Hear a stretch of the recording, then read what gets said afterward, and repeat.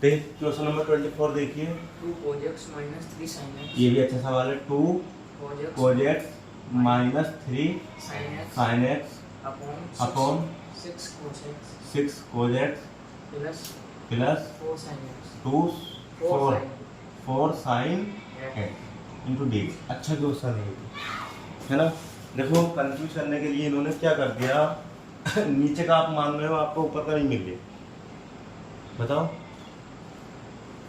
अगर आप सवाल समझो पहले 6 cos x, अगर आप 6 cos x plus 4 sin x को आप t मानोगे तो आपको क्या मिलेगा? ये तो मिलेगा। तो ऊपर तो ओनली 2 cos x है और यहाँ पे क्या है? ऊपर तो 3 sin x है और यहाँ मिल जाएगा 6 sin x। तो कोई बात नहीं, देखो साफ साफ दिखाई दे रहा है। यहाँ पर 2 कॉमन भी तो ले सकते हैं। बताइए, 2 कॉमन ले सकते हैं तो मैं इस सवाल को ऐसे नहीं लिख सकता मैं। 2 cos x minus 3 sin x upon, मैंने 2 कॉमन लेके बाहर निकाल लिया 1/2 नीचे से, वो क्या बचा? 2 तिया 6, 3 cos x और 2 दूनी 4 sin x into d x, sorry 2 sin, है ना। अब क्या करा मैंने? अब मान लो, अब करो से, तो 3 cos x plus 2 sin x बराबर t। अच्छा, यहाँ पर ऊपर का मान के नीचे का भी तो मिल सकता है। हाँ, नीचे का तो बटे में मिलना चाहिए ना, क्योंकि dx का हमारा ऊपर के साथ में है। तो आपको एक बात समझ में आई कि अक्सर हम नीचे का ही क्यों मानना है, क्योंकि dx हमारा मल्टीपल में होता है, गुणा में होता है। नीचे का मान के ऊपर का मिलता है और ये गुणा में होता है। अगर ऊपर का मानने लगे तो ये पद तो मिल जाएगा, पर dx नहीं मिलेगा। बात समझ में आ रही है? इसलिए अक्सर हम किसको मानते हैं? नीचे का पद मानते हैं। मानने पर मिल लिया है ऊपर का, ठीक है, नहीं मिल लिया तो उसको बनाते हैं अपनी तरफ से कॉमन लेके, है ना, या फिर प्लस करके। बात समझ में? तो इस तरह से इन सवालों करते हैं। बताओ, cos x का प्लस माइनस के 3 sin x और x का फिर होगा वो dx अपॉन dt।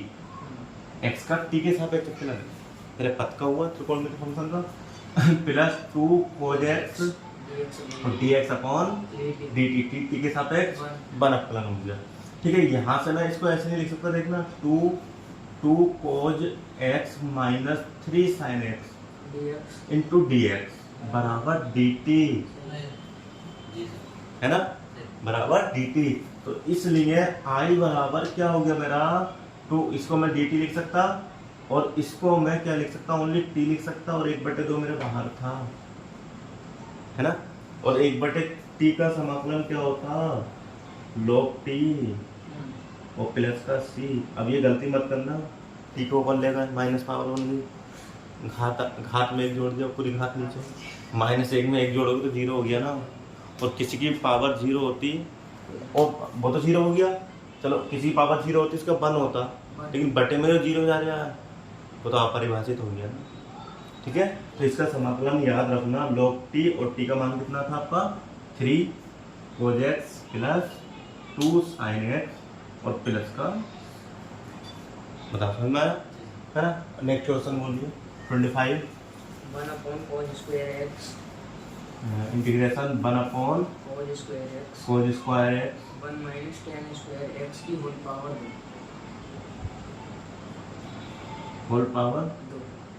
ये है ना, tan square नहीं, tan x की पावर 1 माइनस 10x। सही है ना। इसको हल करते हैं देखिए कैसे करें। 1 अपॉन cos स्क्वायर x क्या होता है तो बता मुझे? sec स्क्वायर x होता है, यस सर। पता नहीं। और मैं इसको हल कर लूँ तो मेरा क्या हो गया? नीचे 1 minus 10x, 1 plus tan square x और माइनस का 2 10x हो गया इंटू dx, है ना। देखिए इस सवाल को हम मान लेते हैं से 1 माइनस 10x बराबर t, है ना। 1 का अपकलन 0, 10x का अपकलन sec sec square square x का dx अपॉन dt, t का 1। तो sec स्क्वायर x को मैं लिख सकता हूँ 1 upon cos square x, minus, है ना। वैसे वो भी ठीक लिखा हुआ था, फॉर्मूला नहीं खोलना था मैं, है ना। इंटू डी एक्स बराबर डी टी माइनस। सही। ठीक है, तो इसलिए मेरा क्या हुआ, आई बराबर बताइए माइनस के D T upon T square. सही। ये लाइन बताओ समझ में आई। सही। 1 माइनस टेन एक्स का मान कितना टी है, और टी 1 माइनस टेन एक्स का होल वर्ग है तो इस पर वर्ग लग गया, टी स्क्वायर हो गया, है ना। तो मेरा क्या हुआ, ये इंटीग्रेशन माइनस टी को मैं लिख सकता टी की घात -2 इंटू डी टी। समाकलन बताइए क्या होता, घात में एक जोड़ दो और घात और पूरी घात नीचे। नीचे। ठीक है, ठीक। टी को मैं लिख सकता 1/t प्लस सी, और 1/t का मान कितना, 1 नहीं, मान पूछा हमने, समाकलन कोई पूछा। हाँ समझ। टी की घात -2 का समाकलन क्या होगा, घात में एक जोड़ दो पूरी घात नीचे। -2 में जब आप एक जोड़ोगे तो माइनस का एक ही तो बचा, एक में से 2 घटाओगे -1 बचा, -1 बटे -1, माइनस माइनस प्लस, और ये माइनस की टी की पावर माइनस को मैं नीचे ले आया तो प्लस क्यों, टी का पावर आया समझ में, नोट कर। क्वेश्चन नंबर नेक्स्ट बोलिए 26 है ना, जी सर। बोलिए। cos under root x integration cos root x upon root x into d x. देखिए दो चर, एक्स हमारा चर है, अंश और हर में कैसे हल करेंगे हम इसको, मान के करेंगे, है ना।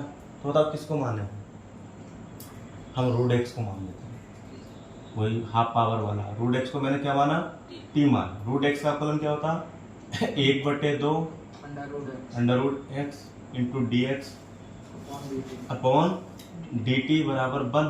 तो 1/√x इंटू डी एक्स बराबर डी टी, 2dt हो गया, बट है ना, बटेगा तो सामने गुणा। ठीक है, अब मैं इसे बस रख दो, आई बराबर क्या हो गया मेरे पास में, क्या हो गया 2 मैंने बाहर लिख लिया गुणा में, और cos t हो गया इंटू डी टी।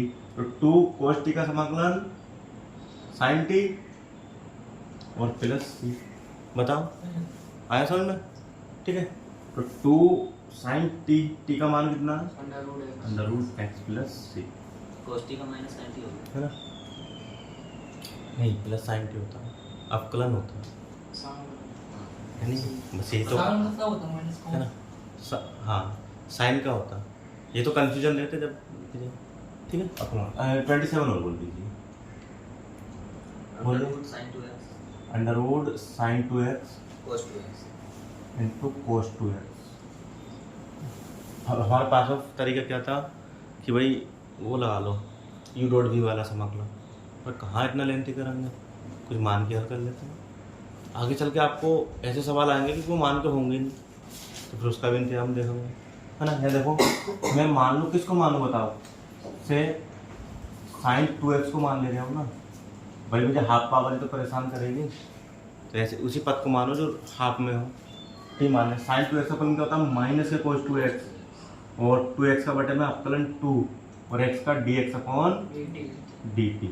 गलत हो गया है, ये अपकलन कर रहा है हम। साइन 2x का फलन क्या है कोस 2x, समाकलन नहीं अपकलन कर रहा है, और 2x का अपकलन 2 और x का dx अपॉन dt, और t का सापेक्ष 1। तो ये कितना हो गया मेरे पास में, cos 2x into d x बराबर मैं लिख सकता हूँ dt बटे 2। तो इसलिए मेरा जो सवाल बन के आया वो ये बन के आया, अंडर रूट टी और cos 2x dx की जगह dt और बटे 2, सही है। तो 1/2 ये हाफ पावर है, हाफ पावर का समाकलन क्या होता है, बिल्कुल मैंने अभी कराया आपके सामने। देखो देखो समाकलन, सॉरी समाकलन में घात में जोड़ दो और पूरी घात नीचे, तो हाफ पावर तो होती है, रूट का मतलब हाफ पावर ही तो होता, तो पूरी है ना हाफ पावर होता, 2 से 2 कैंसिल, तो 1/3 और टी का मान कितना है टी का मान है साइन 2x की पावर 3/2 प्लस सी। ठीक है, समझ में आया, नोट डाउन।